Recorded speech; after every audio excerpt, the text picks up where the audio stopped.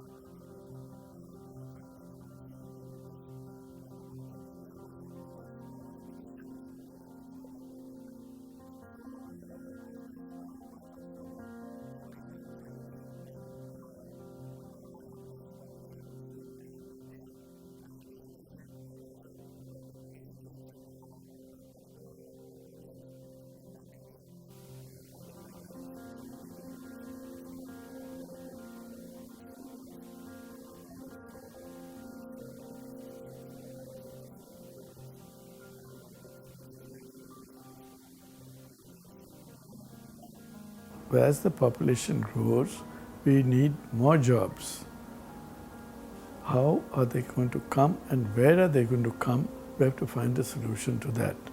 We have to have more housing because people are migrating from the rural areas into the urban areas.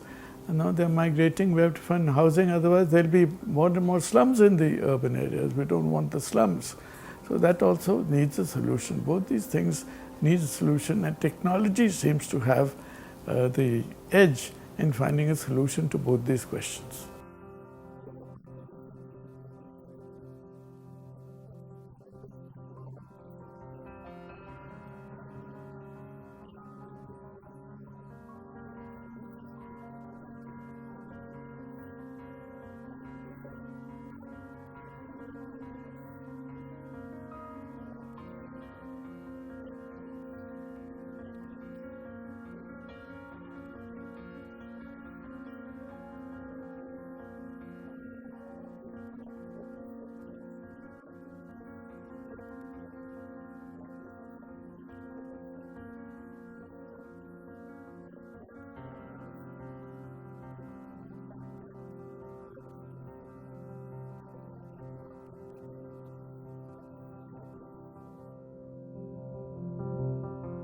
The total employment in India has grown by 4.5 crores from 2004 and 5 to 2017 and 18, where 4.2 crores of those jobs happened in urban areas. In rural India, the jobs are few and far in between, and job growth has either contracted or stagnated in the same period. When we put this number in perspective and compare it with the percentage-wise growth of jobs, it is only 0.8% growth, while the population grew at 1.7% for the same period. The glaring statistics show that people migrate to cities in search of better job opportunities if they cannot find prospects in their native land. There are green technologies which come up, there are digital technologies which come up. All these are new jobs which will be created. There are many unicorns that come up, and there are many new issues which come for the youth, which seems to have part of the solution of this great population growth. So we must keep in mind that we cannot allow the population to grow any further than it is today. Now is the time, more than ever before, to redefine the new jobs that are being created. As more sectors transition to low-carbon models, a visible shift toward greener jobs can be seen. In the last half a decade, the ratio between oil and gas jobs and renewable environment jobs has changed drastically in favor of sustainability. If this trend continues, renewable jobs could even surpass oil and gas jobs by as early as 2023.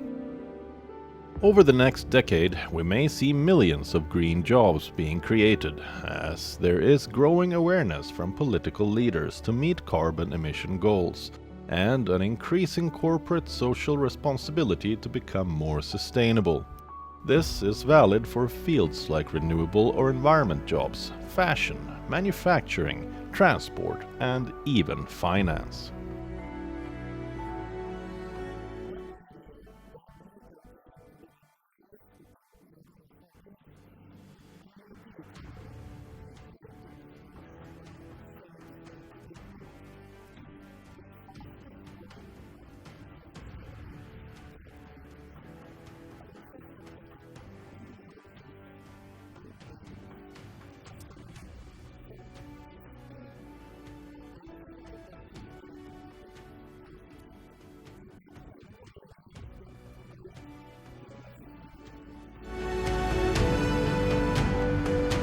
According to Amul, rural India will create 12 million jobs in dairy-related activities over the next decade.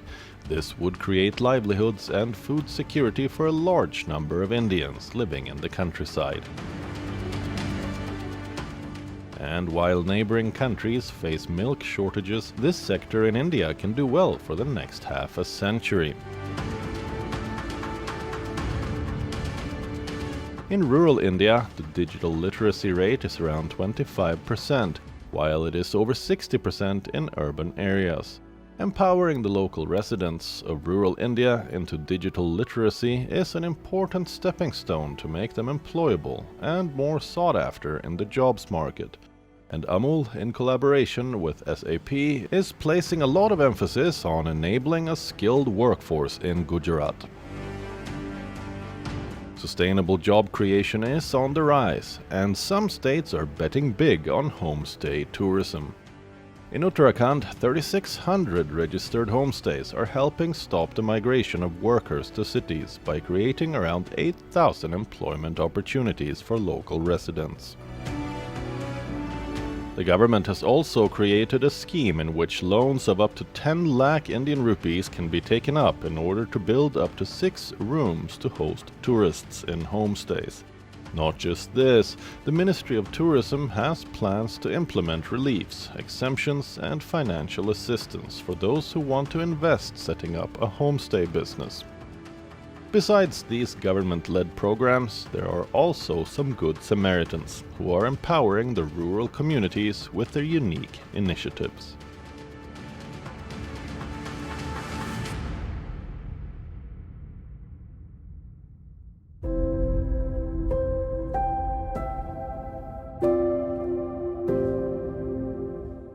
The fairy tale success of Lijjat Papad is legendary. The multi-million-dollar venture was founded by 7 women in a crowded Mumbai tenement in 1959. With seed capital of only 80 rupees, a little over $1, today the cooperative employs 45,000 women across India, offering them a job for life as co-owners. The objective of the institution is to provide self-employment to women, to enable them to earn a decent and dignified livelihood. I have spent 15 years at Lijjat. If I don't have this job, I would have wasted 15 years because I couldn't leave my children and go to work. I really wanted to work to support our household, but I couldn't do it easily because the kids were small and no one else could look after them. But by coming here, I feel like I didn't waste that time after all. I did something with my life for myself and my family. Through this initiative, women are able to work from home, no questions asked. The job does require skill, but not formal education. Although the coronavirus pandemic slashed sales by nearly a fifth, there were no layoffs, and the staff even received modest salary hikes. Lijjat Papad has now expanded into other categories of manufacturing, including chapatis, laundry detergent, and spices, but the papadam remains their flagship product. It's sold across India and even exported to countries like Singapore and the United States. The importance of cooperatives like this cannot be overstated, as they have transformed thousands of lives. Because of increasing educational status of the country, and job opportunities in the rural areas are rare, so people are going to the urban area. Migration patterns now is changing. Initially in the 50s and 60s, migration was of the unskilled laborers. Nowadays, there is migration of the skilled persons. Ultimately, they want to settle in the place where they are doing the job for the longer period. So this is one of the problems of the housing. To explore a new and potential world of opportunities and welfare, people move out of rural hinterlands to lead a comfortable life in the cities. From 2010 to 2020, India's degree of urbanization has increased from 30.93% to 34.93%. As the crowded mega cities of India are bursting at the seams, the infrastructures in the cities often struggle to meet the demand. Adverse effects of this can be seen across the country, such as hazardous air pollution levels, unsustainable waste management, overburdened infrastructure, and a lack of fresh water to sustain rapid growth. The rural areas are facing the brunt of migration by remaining underdeveloped as people move to cities for work opportunities. Can this ever be tackled?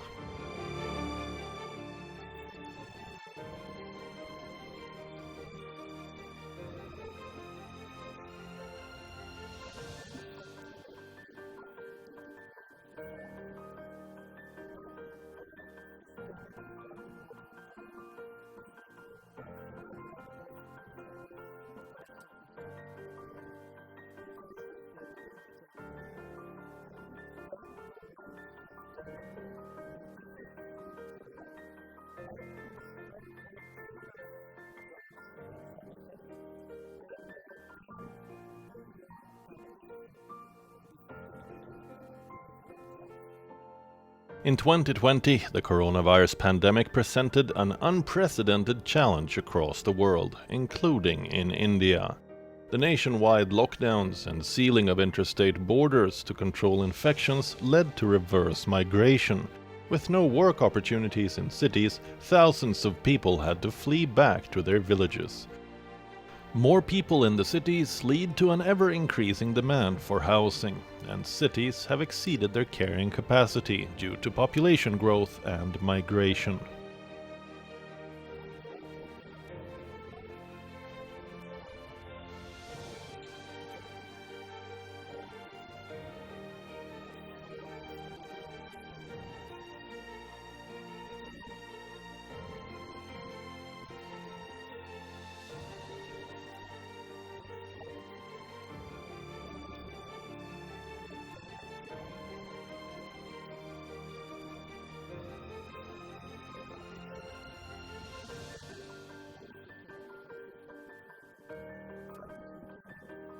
Building sustainable offices, schools and residences is the way forward.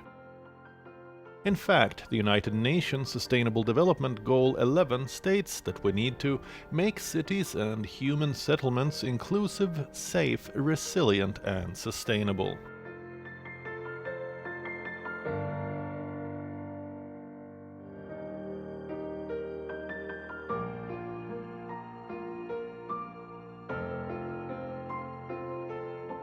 GRIHA, or Green Rating for Integrated Habitat Assessment, is an organization based in New Delhi that assesses, inspects, rates and certifies all kinds of buildings on the parameter of sustainability.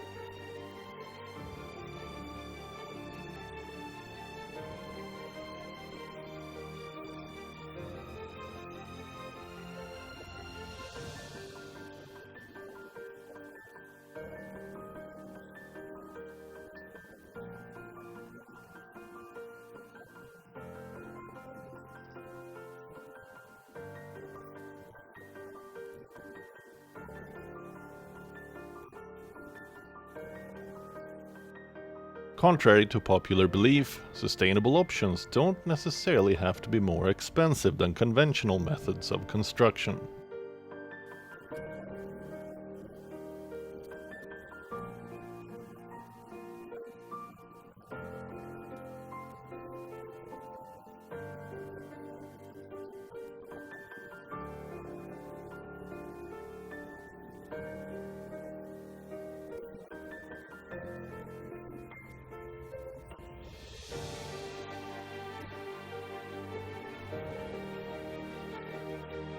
Let's take a look at GRIHA certified buildings and see what solutions have been implemented.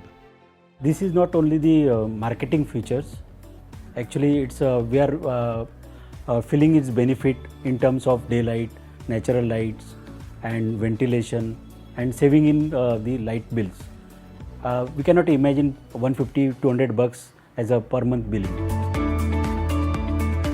I think what is the great advantage of GRIHA, the way we have seen it here, is that the focus is basically on the design side and not first and foremost of having all kind of nice technical gadgets here, which makes it much more sustainable, because basically you want to have a system which is relatively easy to maintain and which takes into consideration local conditions and local materials and can easily be adapted elsewhere also. We are very happy with the results we see so far. We have much lower energy consumption that we had before.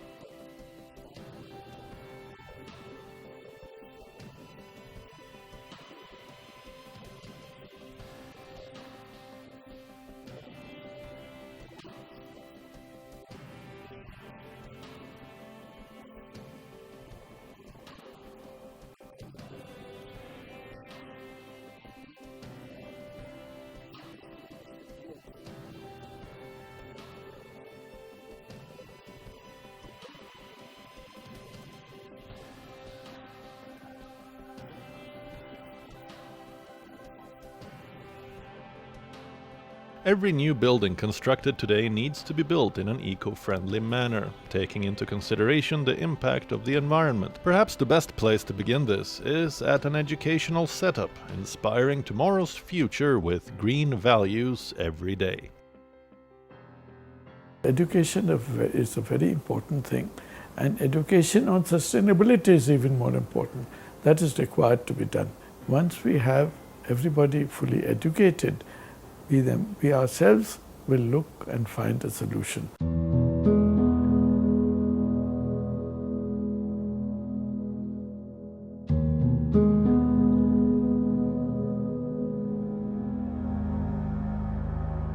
In one of New Delhi's satellite cities in Atroli near Pilkua, the Gyan Anant Vidyalaya leads by example. It is the first certified green school in the city.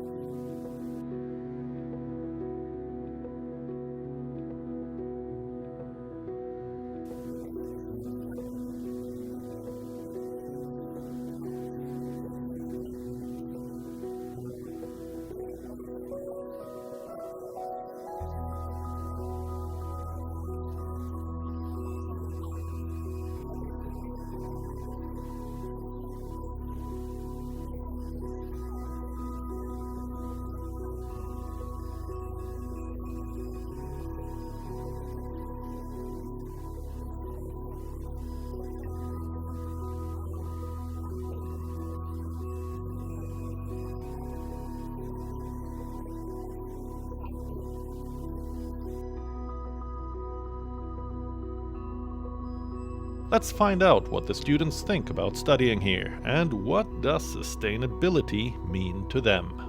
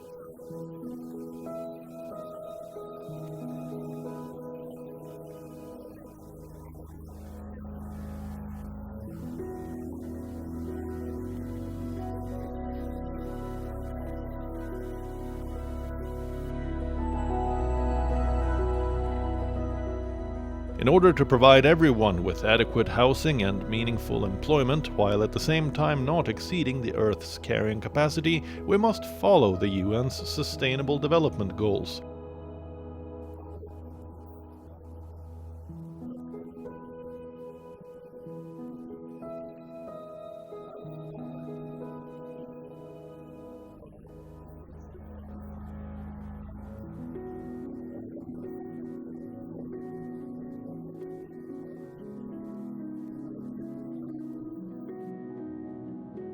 Stabilizing the human population will go a long way in achieving the goals and creating a sustainable future for one and all.